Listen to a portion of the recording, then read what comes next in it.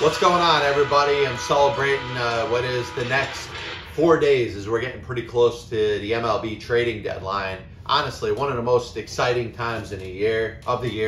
I think of the other major sports, and I know there's some intrigue, certainly as you get close to each sport's respective trading deadline. But honestly, there are so many possibilities when it comes to baseball. We're going to touch on that in a little bit. I also want to throw a take when it comes to the judging that the Packers drafting of Jordan Love in the first round, obviously using their #1 pick on Jordan Love a couple years ago, essentially as Aaron Rodgers' replacement, was unequivocally a bad move. I'll throw some issues that I have with it, but I'll tell you why you can't really say whether it's a good move or a bad move. But thinking about the basics of being a sports fan, you know, we follow whatever sport we like, whatever teams we like. We certainly invest our heart and our soul into those sports. We watch games, whether on television, or we go to games in person. You know, all of this kind of puts ourselves in a very good position of judgment if we're going to talk about exactly how good our favorite teams are or how bad our favorite teams are. And fans, we as fans, certainly reserve the right to that type of judgment. When we talk about our teams, whether the team we're watching is a good team, whether the team we watch is a bad team, these are all opinions that are certainly valid and worthy of all of us to have because we follow the respective sports that we love. So you're wondering, John, you're opening up this program, so many different things you could talk about. What exactly is this angle that you're trying to hit up right now? We're hard on our teams. We treat our teams probably different than any teams that we don't root for. You know, the teams that we don't root for, we don't look from day to day. We're not critical of the players. We're not critical of the coaching staff, the management, the front office, the ownership. We tend to not criticize other organizations and teams that we don't particularly root for. So as that, you know, those ideas kind of come out of us, and I think a lot of it's natural. I think a lot of our reaction, certainly from a negative standpoint, is based off of frustration. You know, we get pretty pissed off if our team does something stupid, a player on our team does something stupid, we don't feel like the team's coached well enough. All these different things are very important, but what I believe, and you can call me wrong with this, I want to hear your point of view, your perspective, your take. It really only comes down to something very basic when we see things. Whether teams win or teams lose. And John, why would you make that so basic and so simple? Well, we tend to make so much out of winning and losing without identifying that is the sole reason that can tell the difference between a team being good and a team being bad, a team being poor, a team being worth watching, a team not being worth watching. I could come up with so many different scenarios when you're talking about respective teams, but we'll go hypothetical. Let's say there's a team out there that is expected to compete, let's say in baseball, for a World Series championship. They have all the tools. The expectations are they're going to win their respective division. They probably look like one of the best teams in their respective league.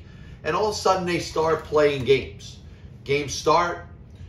They get off to a bad start. They start losing some games here and there. And they're underachieving. They're not performing to the level of what was expected prior to the season or in spring training. You get to a certain point of the season where you want to blame, all right, these players are underperforming. This coach, this manager may not be pushing the right buttons. The front office didn't equip this team with enough depth. What do they all have in common? All of those statements are all excuses hiding away from the fact, the truth, the honesty, when a team is just simply being judged by whether they're winning games or losing games. And I think when it comes to winning and losing, sometimes the difference is so marginal.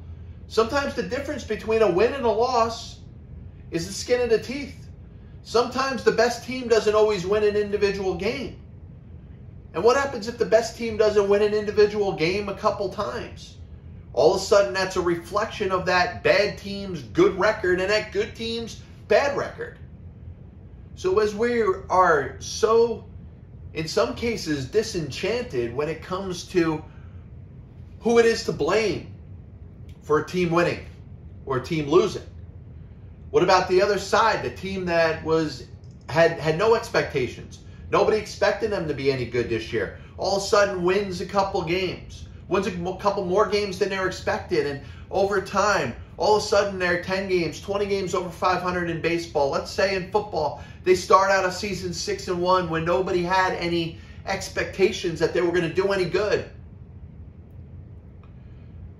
All of a sudden it's, wow, these players are playing over their heads.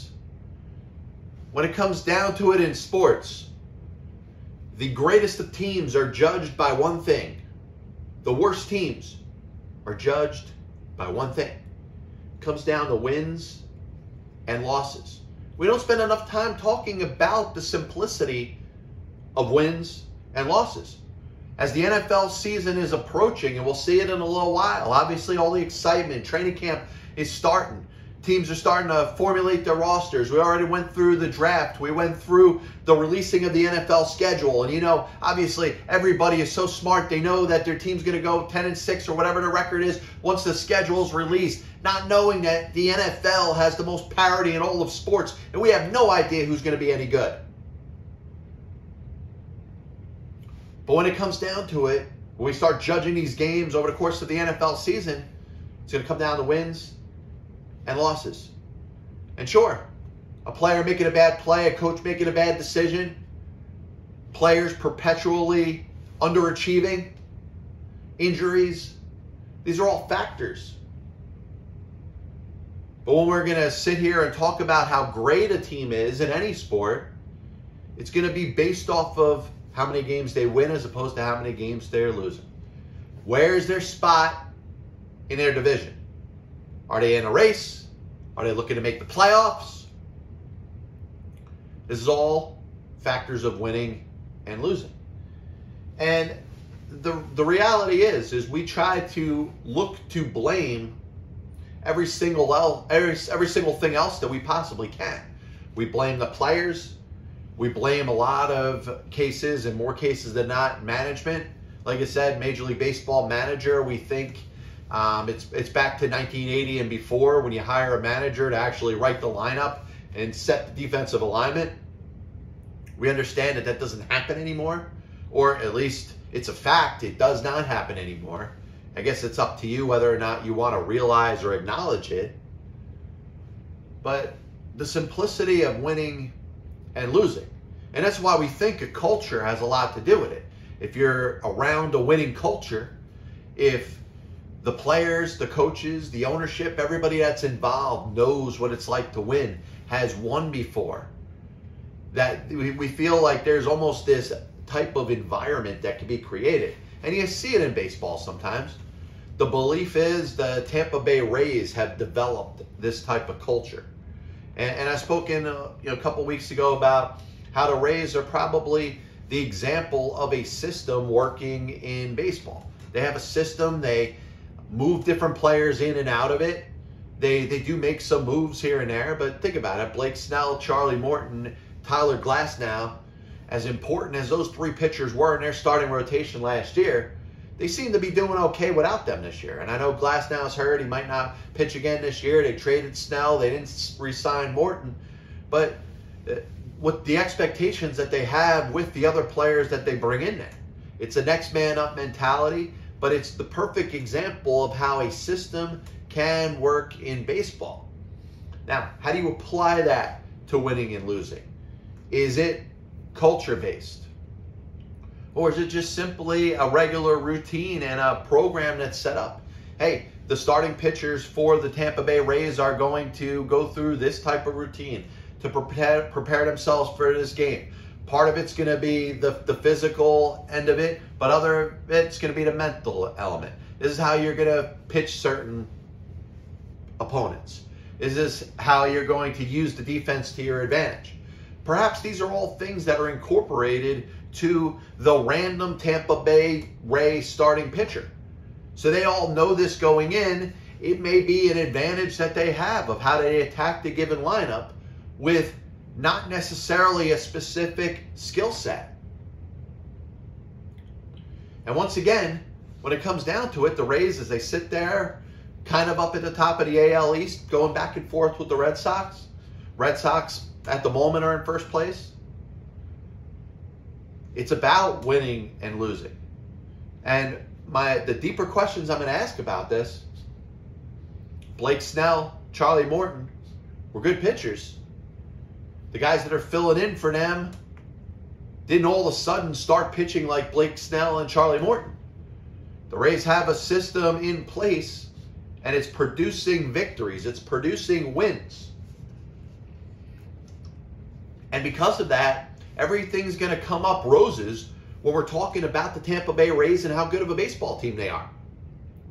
It's not about the ownership. It's not about the management. It's not about the players. It's about the fact that they continue to win games. But once again, we try to overemphasize. Like I said, you could put any pitcher. Michael Wacha. I bring up Michael Wacha because he was so bad for the Mets in the brief amount of time that he pitched for them last season. He steps in. All of a sudden, the Rays don't look too bad. They're able to win games with him on the mound. And I think that's undervalued as we think of baseball as it sits right now. Winning and losing. The difference between going out there and winning the majority of the games that you play against being 500 or losing a lot of games. Like, you look at the Tampa Bay Rays rotation, and I'm not going to spend a lot of time talking about the Rays because I've spoken a whole lot about them over the course of the past month. Mentioned them on Contending Baseball, mentioned them on prior PBSs. Now, there's no question that the Rays have a ton of talent. You know, Shane McClanahan is a very good young left-hand pitcher. He's stepped into their rotation. He's pitching well. You know, Andrew Kittredge makes that occasional spot start for them, but you know, he made his first All-Star appearance this year. Diego Castillo. The bottom line is, though, the Rays can take star players or good players or players that perform very well from them, move on for them, and somehow continue the type of way that they go about their business. There's a little bit of Blake Snell and Ryan Yarbrough, even though Blake Snell has a ton more talent than Ryan Yarbrough. I would never make the mistake of saying that they were peers in regards to how talented one pitcher was against the other. You know, Tyler Glasnow, off to a great start this year. Of course, no more spider tack. He claims it led to an injury. I'm not going to talk about whether or not spider tack should be in baseball or not, but I understand the reason it's gone. You know, they removed the sticky substances in baseball to generate more offense. There was no other reason. You can talk about cheating the element, the advantage that pitchers had. No. Major League Baseball was tired of the fact that there weren't being enough runs scored, and the pitchers were starting to have a distinct advantage over hitters. So, winning against losing. That's really what it is. Your team wins a couple more games. That's why they're better. They're not better because they got better players. They're not better because they got better coaches. They're not better because they got better managers. They're not better because they have better front offices. They're not better because they got better owners. They're not better because they got better fans. They're better because they won more games than they lost. It's winning against losing. And like I said, when you're talking about sports where the games could be so close, wins and losses are by the narrowest of margins. The narrowest of margins. And because of it, we tend to overreact. We tend to say these players suck. These players are great. This manager isn't any good. This owner is great. We all try to do everything else but state the obvious. Team's winning. Team's losing. Team wins. There's all the great things. Players are great. Coaches are great. Owners are great. Fans are great. One common denominator. The team's winning. Team loses. Players suck. The fans suck. The manager sucks. The coach sucks. The front office sucks. The owner sucks. One common denominator. Your favorite team is losing. So I'm happy to see that Aaron Rodgers looks like he's going to be uniforming up for the Green Bay Packers this year. And I don't offer a ton in this because I think the talking heads are just going to repeat the same things ad nauseum. But one unanimous fact exists, that the Green Bay Packers front office made a mistake in a way that they treated Aaron Rodgers by drafting Jordan Love with their first overall pick 2 years ago. And that can't be disputed. That certainly has led to Aaron Rodgers not wanting to play for the Green Bay Packers. May have very well led to Aaron Rodgers having arguably his best season and winning the National Football League MVP this past year.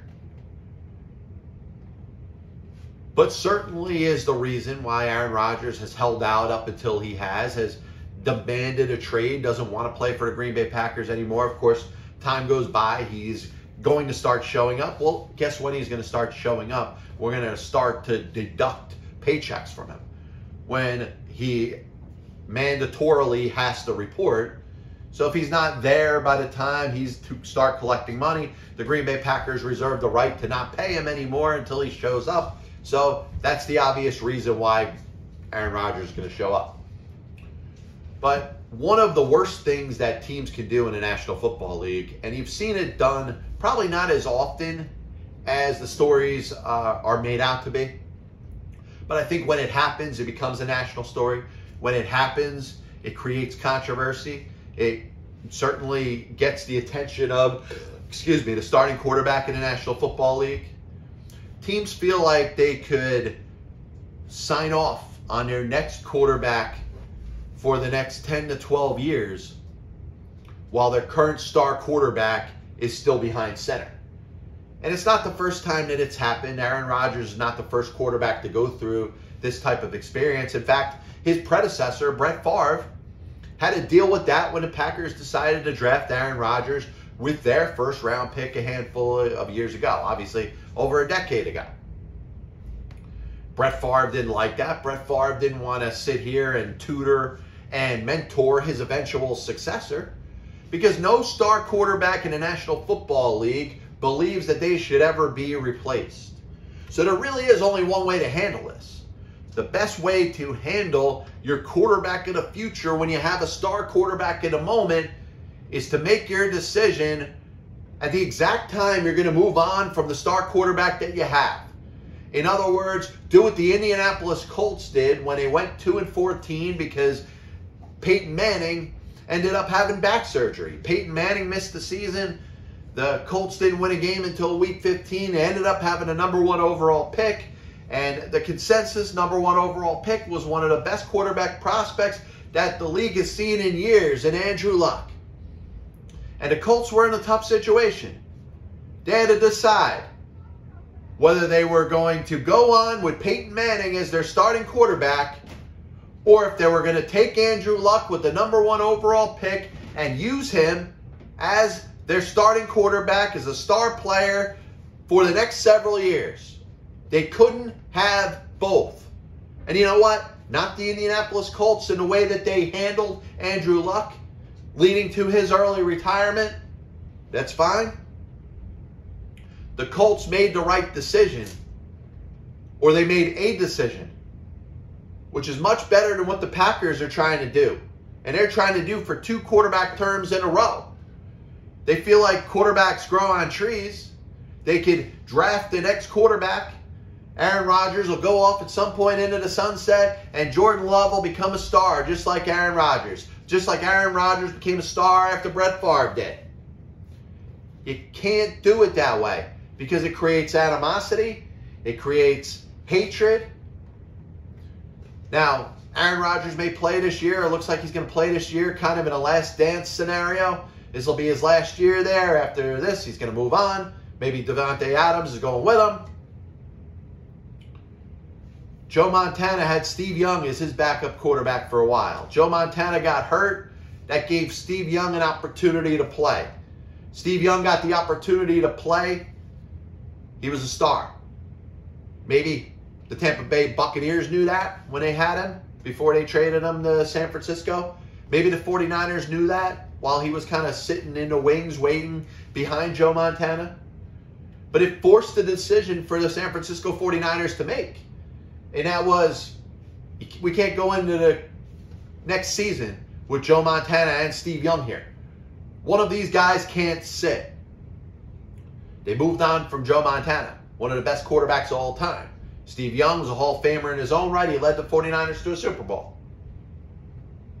Tom Brady, for a handful of years, is sitting there with Jimmy Garoppolo as his backup.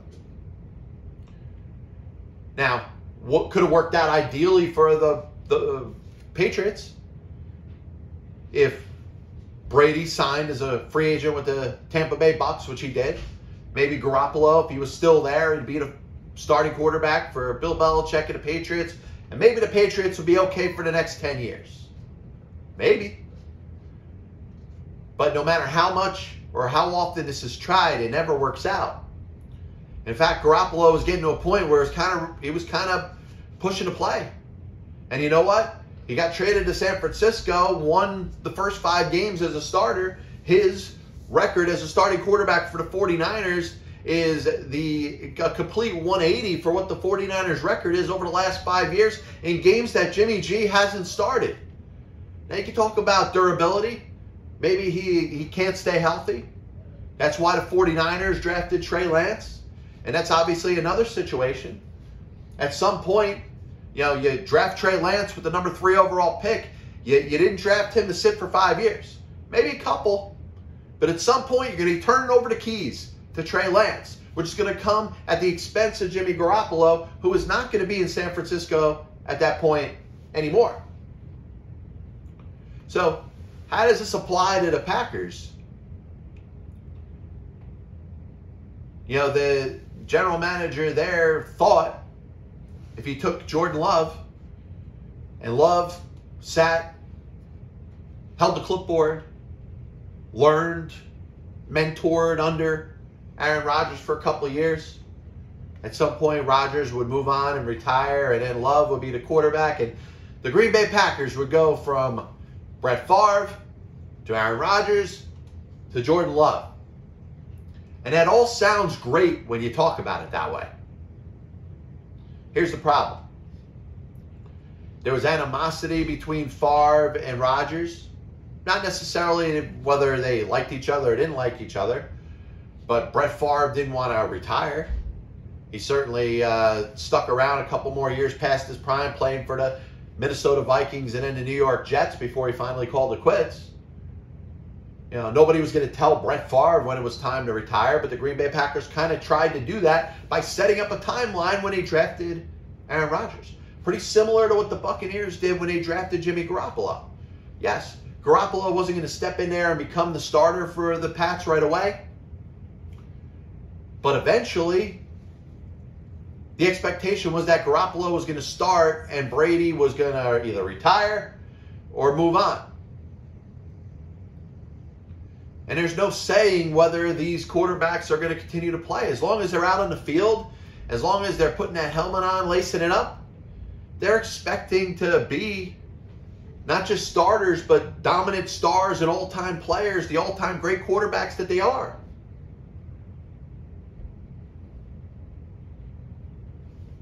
When it comes down to who you should have as a backup quarterback in the National Football League, here's my issue. You can't necessarily have the guy that you want to be the successor to the starting quarterback that you have in the NFL. And if you do that, it really could only be a one-year thing. Kind of like a Daniel Jones sitting for a couple starts and take it over for Eli Manning. Maybe Eli Manning kind of as he did for Kurt Warner, even though Kurt Warner was a veteran. Kurt Warner's a Hall of Famer. Kurt Warner playing for the Giants obviously was not like Kurt Warner playing for the Rams or even the Cardinals for that matter. But when it comes down to it, you can't have your franchise quarterback of the future sitting behind the franchise quarterback of your present. You can't have an all-time great quarterback starting for you and have your future all-time great quarterback sitting behind him. So many teams try to do this and they make mistakes with it. Obviously, it's leading Aaron Rodgers out of town. It's led many other quarterbacks out of town. So the last point I want to make about this is, who should you have as your backup quarterback? Because if you look at what happened to the Dallas Cowboys last season, Dak Prescott getting hurt, they don't have anybody capable. Andy Dalton did the best he could, but he was Andy Dalton. He wasn't Dak Prescott. The drop-off between the power of the starting quarterback and the backup quarterback kind of put the Dallas Cowboys out of contention last year. Similarly to Peyton Manning getting hurt and not having anybody in his league to back him up for a 16-game season, and the Colts go 0-14 and eventually 2-14. So you think of good backup quarterbacks, because they're hard to come by. Because a good backup quarterback could probably be a starter for somebody. I think of somebody like a Nick Foles now. You know, he's got a Super Bowl ring. He led the Philadelphia Eagles to their only Super Bowl. Obviously, he's sitting behind the depth chart in Chicago that includes Andy Dalton and Justin Fields. So his opportunity to play is probably not so good. I would expect him at some point to get traded to a team that could use a serviceable backup. Having a Nick Foles behind you, no matter where you're at, is probably the type of backup quarterback you'd want to have. Ryan Fitzpatrick is the perfect backup quarterback to have. He's a guy that can start. He could start a whole season for you if you need him to. And he can also sit behind whoever your starter is. I think of some of the best backup quarterbacks in the National Football League. I think of Nick Foles because he won a Super Bowl. I think of Jeff Hostetler, if you go back, 20 years ago. 30 years ago, actually. Wow. 30 years ago, 1990. Jeff Hostetler leading the Giants past the mighty Buffalo Bills.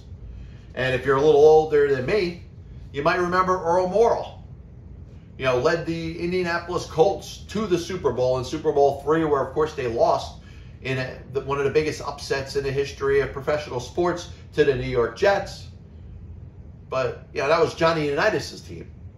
Earl Morrall led that team to a 13-1 record in a regular season.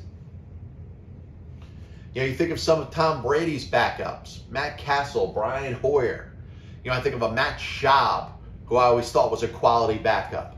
And what they all have in common, the players I just mentioned, not the Morralls, not the Hostetlers, not the Foles, because, Earl Morrall was in the Super Bowl, should have won.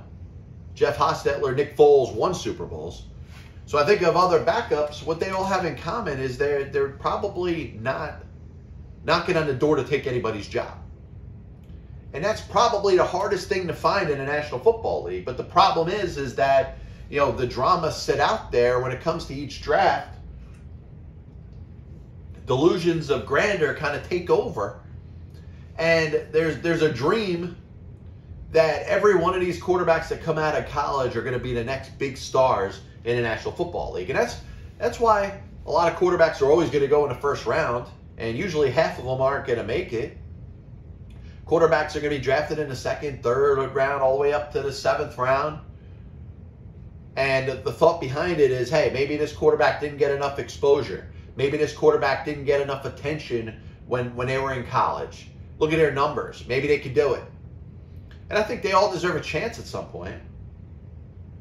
But this thought that you're going to identify the starting quarterback of your future when you've already lucked out and have one of the all-time greats is a very flawed decision, a silly decision, and an outright incorrect one. Here's the one element of Jordan Love being drafted by the Green Bay Packers that I'm going to continue to support. That's the fact that nobody knows what Jordan Love is yet. And because of that, you can't say that the selection of Jordan Love was a terrible pick. Now, was it a divisive one? Yes. Was it the reason that Aaron Rodgers wants to be traded? Yes. Did it lead to Aaron Rodgers' tantrum? Yes. May it have very well led to Rodgers having probably one of his best seasons in the National Football League and winning the MVP? Yes. Was Jordan Love a bad selection? Nobody can answer that right now. It's a question that cannot be answered because Jordan Love has not played a game. He's not shown up on the field yet. If this turns out to be Aaron Rodgers last year, he goes off into the sunset, plays for whoever next year, Houston, then the Jordan Love era will begin next year. And you'll see if this guy can play, if he's a Pro Bowler, if he's leading the Packers to the playoffs year in and year out, then that selection of Jordan Love doesn't turn out to be so bad. This is the Passball Show brought to you by JohnPLA.com, by St. Aloysius Church in Jackson, New Jersey, by 2A's One Passion Food Truck located in Scranton, Pennsylvania. As always, I'm glad to be with you. You can check out the Passball Show podcast, whether it's Apple Music, Spotify, Amazon Music, the videos on YouTube. Give you a Cliff Notes version of today's program.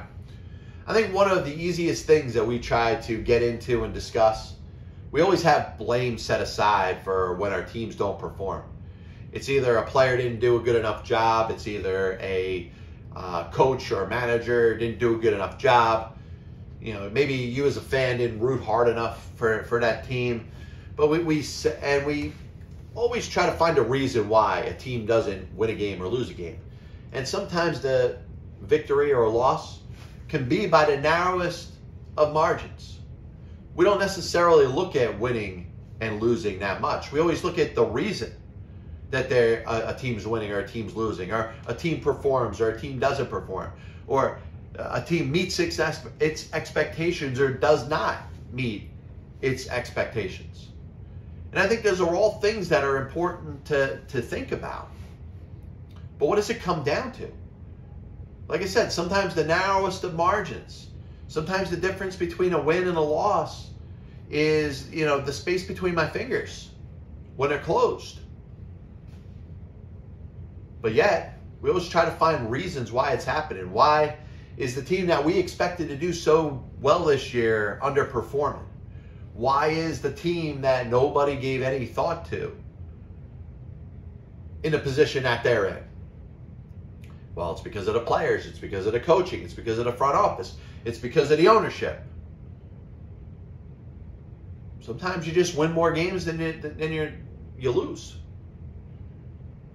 Sometimes you get one more big hit, one more big pitch, one more better call for the umpire. So many different elements are the difference between winning and losing, yet we don't like to talk about what causes winning and losing. We like to blame. Hey, it's because of this player. It's because of this coach. It's because of this owner. I think we should spend more time talking about reasons there's wins and losses. The player gets a hit against a shift on a ball that the pitcher threw in the right spot. Does anybody screw up there? You didn't have him played in the wrong spot. You didn't have him pitched in the wrong spot. The ball just ended up in the wrong spot. Spent a little time talking about quarterbacks in the National Football League, star quarterbacks. If you're lucky enough to have one, if you're fortunate enough to have one of the all-time greats, the worst thing you could do is try to hand-pick their successor. And that's what the Green Bay Packers did with Aaron Rodgers and Brett Favre. They're trying to do it again with Jordan Love. The Patriots tried to do it with Jimmy Garoppolo. 49ers were able to hold under the radar for a while the fact that they were trying to do it out with Steve Young.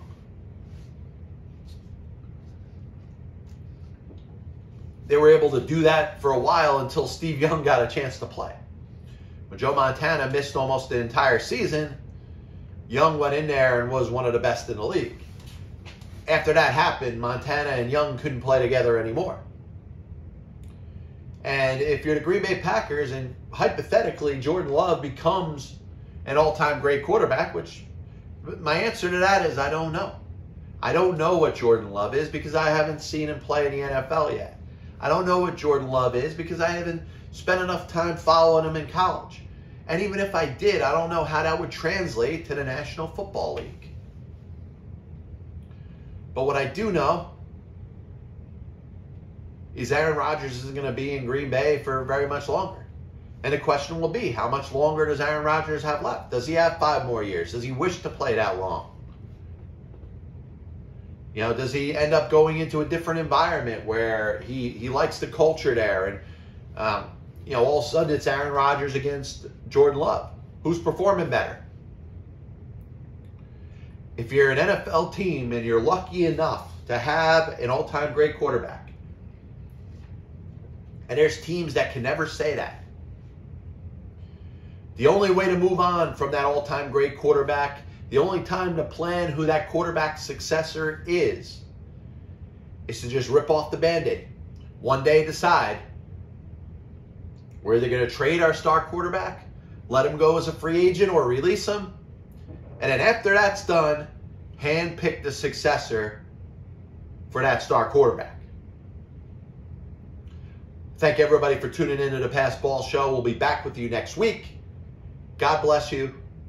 And as always, I'll see you on the other side.